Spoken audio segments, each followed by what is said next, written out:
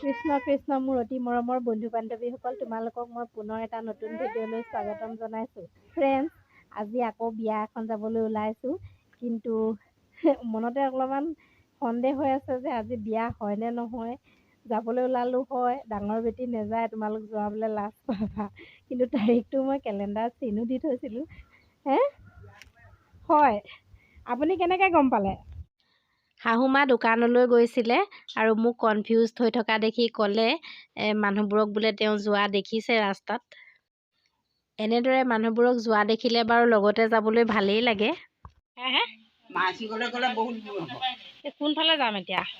স্কুলটোৰ গুৰিতে ৰাস্তা এটা আছে নহয়, এইফালে এইফালে। স্কুলটোৰ গুৰিত ৰাস্তা মানে হেৰিহঁতৰ ৰুবিহঁতৰ ঘৰ ফালে? ৰুবিহঁতৰ ঘৰ। অঁ সেইটোৱে গ'লে মানে অঁ ৰুবিহঁতৰ ঘৰৰ পৰা অকণমান দূৰ গৈ পেলাই সেইফালে যে ৰাস্তা এটা সোমাই গৈছে সেইফালে। অঁ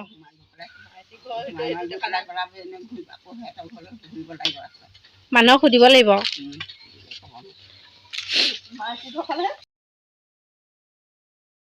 মনৰ কনফিউজনটো বাৰু দূৰ হ'ল, এতিয়া যাওঁ ওলাই।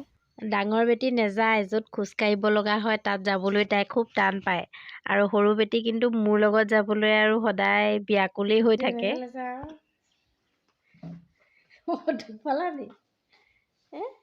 আমাৰ মাইনা এনেকুৱা নহয়, মাইনা এনেকুৱা নহয়। কেনেকুৱা?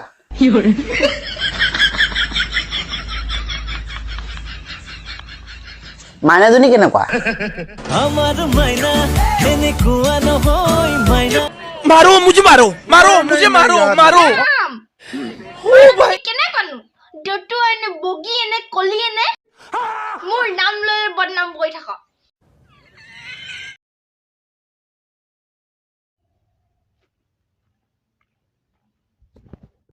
ৰাস্তাবোৰ বনাই থকাৰ বাবে ইমান ধূলি, গাড়ী এখন আহিলে গোটেই ধূলিৰে পোত খাই যাওঁ আৰু উপায় নাই। এয়া ৰাস্তা বনোৱাৰ কাম চলি আছে আৰু এইবোৰ গোটেই মাটি ধূলি মুঠতে।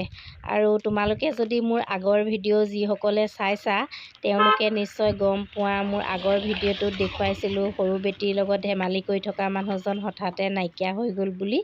আৰু এইটো তেওঁৰ ঘৰ, এইপিনে যাওঁতে তেওঁৰ ঘৰটো পাই যায়। এইটো চোৱাচোন তেওঁৰ ঘৰটো, ভাবিলে মনটো দুখ লাগে।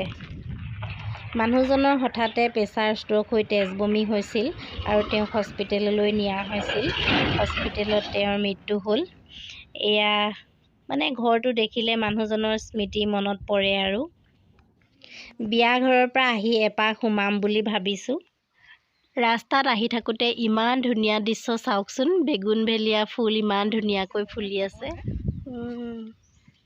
এজোপা ৰেড কালাৰ আৰু এজোপা হোৱাইট, মুঠতে বহুত ধুনীয়া লাগিছে। আৰু অলপ দূৰ গ'লেই আমি বিয়া ঘৰ পাম আৰু।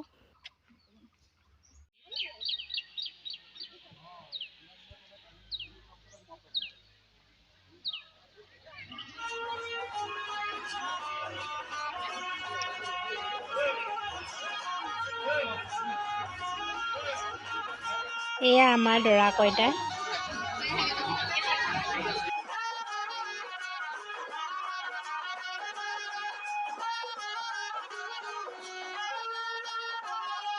দৰাৰ দেউতাক।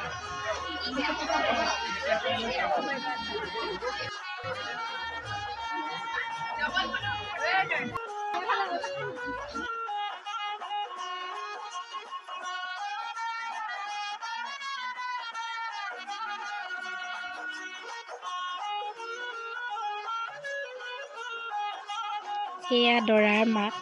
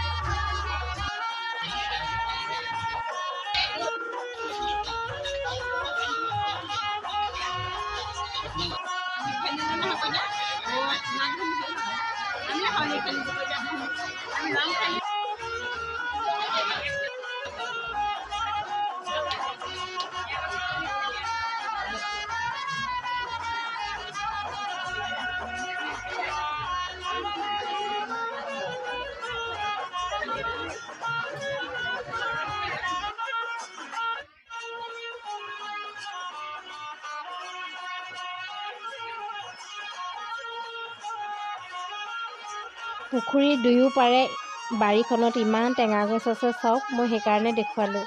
টেঙা গছবোৰ থাকিলে দেখিবলৈ ভাল লাগে কিবা এটা।